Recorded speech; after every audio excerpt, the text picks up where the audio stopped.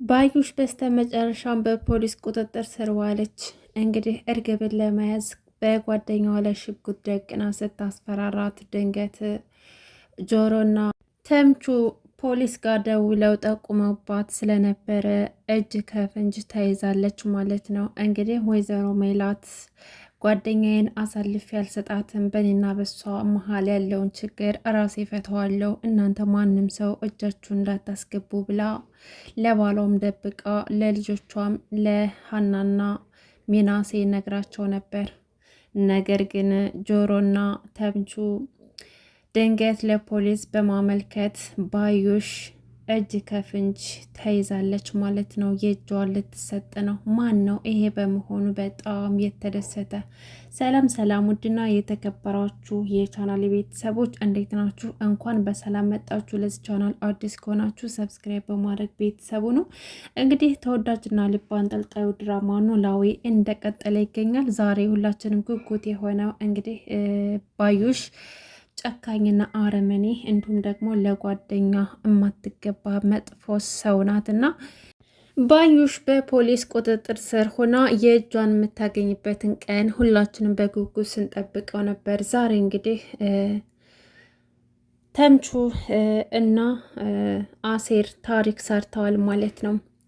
ተምቹ እንግዲህ ሁላችንም እንደምናውቀው በባለፈው ክፍል ከእርግብ ጋር ለአንድና ለመጨረሻ ጊዜ ተለያይተዋል። ምክንያቱም እርግብ ተምቹን ከአሜሪካ የመጣ ዲያስፖራ መስሎዋት ነበረ እና እስከዛሬ ድረስ አብረው እየነበረችው፣ አሁን ግን እውነተኛ ማንነቱን ከሀገር ወጥቶ እንደማያውቅና እንዲሁም ደግሞ በጣም ችጋራም እንደሆነና የጎዳና ተዳዳሪ እንደሆነ ሲነግራት ለአንድና ለመጨረሻ ጊዜ ላይህ አልፈልግም፣ አጠገቤ እንዳትደርስ ብላ አባራው ነበረ።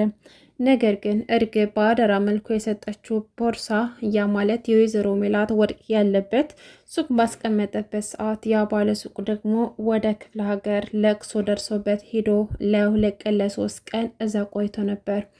እናም እርግብ ያን ቦርሳዋን ረስታ ከተምቹ ጋር ስትለያይ ተምቹ ደግሞ ያን ቦርሳ ሂዶ አምጥቶት ነበረ።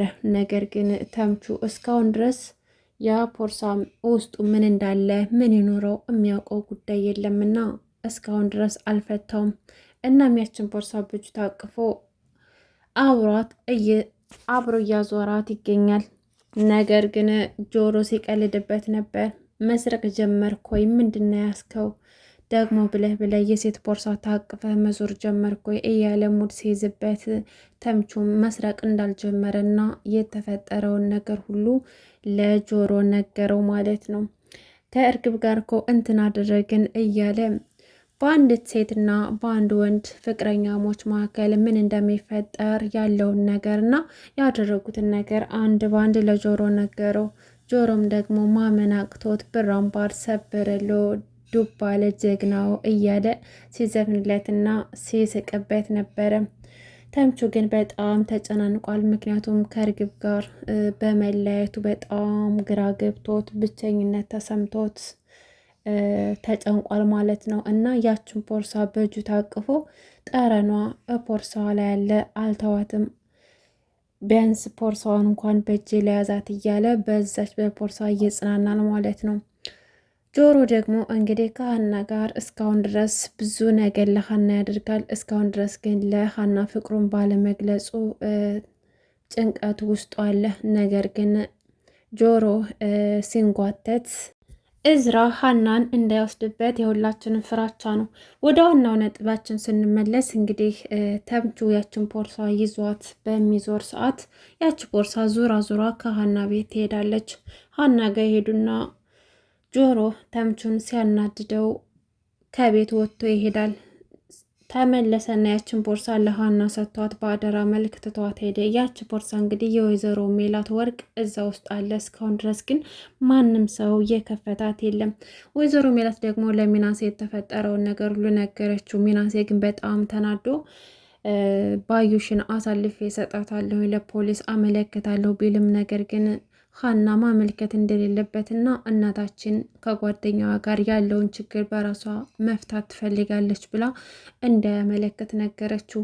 ነገር ግን ባዩሽ አሁንም አይኗን በጨዋሽታ ከወይዘሮ ሜላት ቤት ትመላለስ ጀምራለች። ይሄ ደግሞ የእርግብ ጓደኛ ባዩሽን ታገኛትና እርግብን የምትፈልጊያት ከሆነ 50 ሺህ ብር ስጭኝና ያለችበት አደርስሻለሁ፣ እንዲሁም ደግሞ ስለ ወርቁ አውቃለሁ ብላ ነገረቻት። ባዩሽ እንግዲህ ስለዛ ወርቅ ስለ ወርቁና ስለ እርግብ ልትነግራት ለወይዘሮ ሜላት እቤቷ ስትሄድ እንዳጋጣሚ ሚናሴ እቤት ውስጥ ነበር። ከዛም በኋላ ሚናሴ ባዩሽን ሲያት በጣም ተናደደና ፊት ሁላ ተቀያየረ። ሚናሴ ዛሬ ደግሞ ሰላም አትልም እንዴ አለችው። ማን? እኔ ነኝ አንቺን ሰላም የምልሽ። ደግሞ ያደረግሽውን ነገር እማላቅ መሰለሽ እንዴ? እናቴን ታዩ ያለችኝን ልስማ ብዬ ነው እንጂ እንዳንችማ ቢሆን እማደርግሽን ታውቂ ነበር። ቆይ እናቴ ምን ብትበድልሽ ነው እንደዚህ ያደረግሽው? እናቴ እንደዚህ ያረግሻት አንቺ እንደሆንሽ እማላቅ መሰለሽ እንዴ? ይላታል። ባዩሽም ለምን እንደዚህ ተናገረኝ እንዴ? አውቀኸኛል፣ አክስትህ እኮ ነኝ፣ ባዩሽ እኮ ነኝ እያለ ብታናግረውም እሱ ግን በጥሩ እየመለሰላት አልነበረም። አሁን ላይ አንድና አንድ የመጣላቸው ሀሳብ ጆሮና ዱባለ ለፖሊስ አመልክተው ባዩሽን ማስያዝ ብቻ ነው። ነገር ግን ሀና እንደማትቀየማቸውና እንዲሁም ደግሞ የሀና ቤተሰቦች እንደማይከፋቸው ፈርተዋል። ነገር ግን ያችን ሴትዮ ካላስያዟት ምንም ሰላም እንደማይሰጣቸው ለራሳቸው ተነጋገሩና ሄደው ለፖሊስ ያመለክታሉ። መረጃ ለፖሊስ ይሰጣሉ። ባዩሽ እንግዲህ እርግብን ለማግኘት ወደዛ ወደዚህ እያለች ትገኛለች። ያች ልጅቷ 50 ሺህ ብር ስጪ ባለቻት መሰረት ለወይዘሮ ሜላት ዳነግራት። ወይዘሮ ሜላት ደግሞ በየዋህነቷ አሁንም በባዩሽ ተሸውዳ ያንን 50 ሺህ ብር አውጥታ ከባንክ ቤት ትሰጣታለች። እንግዲህ ባዩሽ አሁን ለጊዜው ገንዘቧን 50 ሺህ ብር ማግኘቷንና አሁንም ደግሞ በወይዘሮ ሜላት ጋር ታማኝነት ለማግኘት እየሞከረች ነው እንጂ በባለፈው ታስታውሶ ከሆነ አንዴ ብቻ ወርቁ እጄ ይግባ እንጂ ሁለተኛ አይኔን አታየውም እያለችም ስትፎክር ሰምተናል። ምናልባትም እንኳን ወርቁን ብታገኘው ለወይዘሮ ሜላት አትመልስላትም። ነገር ግን አሁን ሜላት እንዳታሳስራት ያደረገችው ጥረት ብቻ ነው። እናም ባዩሽ እንግዲህ ልጅቷ ጋር ደውላ እንገናኝና ገንዘቡ ልስጥሽ፣ እርግብ ያለችበት ንገሪ ብላ ትደውላታለች። እርግብ ደግሞ እንግዲህ ጓደኛዋ እየተቀያየረችባትና ሁኔታዋ እያምራት ስላልሆነ ትጠራጠራታለች። ከዛም በኋላ እንግዲህ ያው እርግብ ጓደኛዋ ስልክ ሲደውልባት ምንድን ነው ምናምን ስትላት አይ በቀን እኮ የሚፈልገኝ አንድ ጓደኛ የነበርና እዚህ ቤት መምጣት ፈልጎ ነው ብላ ስትርበተበት ስታያት እርግብ በጣም ጠርጥራት ነበር። በቃ ሂጂ አንቺ አናግሪውና ተመልሰሽ ነይ ቶሎና አብረን እንሆናለን ትላታለች። ከዛም በኋላ ያቺ ጓደኛዋ ትሄዳለች ባዩሽን ለማግኘት። ብሩን አመጣሽልኝ ስትላት አዎ አምጥቼልሻለሁኝ፣ ነገር ግን እርግብ አንቺ ጋር እንደሆነች በምን እርግጠኛ ልሆን? ማረጋገጫ ምን አለች ስትላት ተምቹና ጆሮ ወደ ማዶ ሆነው እየጠበቁ ነበረና ለፖሊሶች ደውለው እጅ ከፍንጅ እንድትያዝ አድርገዋታል። ከዛም በኋላ እርግብ ቤት ናት፣ ስለ ወርቁም ደግሞ የነገርሽኝን አልረሳሁትም እያለች ስጠይቃት ልጅቷም ደግሞ 50 ሺህ ብሩን ካልሰጠሽኝ እርግብ ቤት እንዳለች አልነግርሽም እያለች ስታናግራት ባዩሽ እንግዲህ እንደለመደችው ሽጉጥ አውጥታ ትደቅናለች።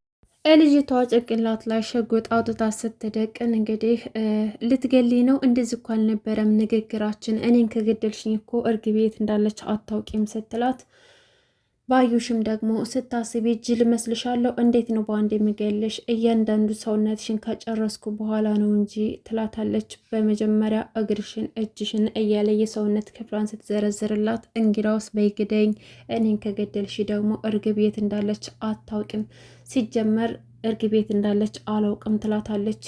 ልጅቷን በድፍረት ባያተኩሽብኝ እያለ ስታፋጥጣት ፖሊሶች ከየት መጡ ሳይባል ድንገት እጅ ከፍንጅ ይይዟታል ማለት ነው ባዩሽን። ባዩሽ ደግሞ በጣም ደንግጣለች። ሸወድሽ ማለት ነው፣ ከዳሽ ማለት ነው፣ እሰራልሻለሁ። እኔ ባዩሽ ማን እንደሆንሽ አታውቂም ማለት ነው። የማንም መጫወቻ ልሆን እኔ ባዩሽ ማንንም እንዳላንበረከክ ሁሉ ዛሬ የማንም መፈንጫ ልሆን እያለች ትበሳጫለች።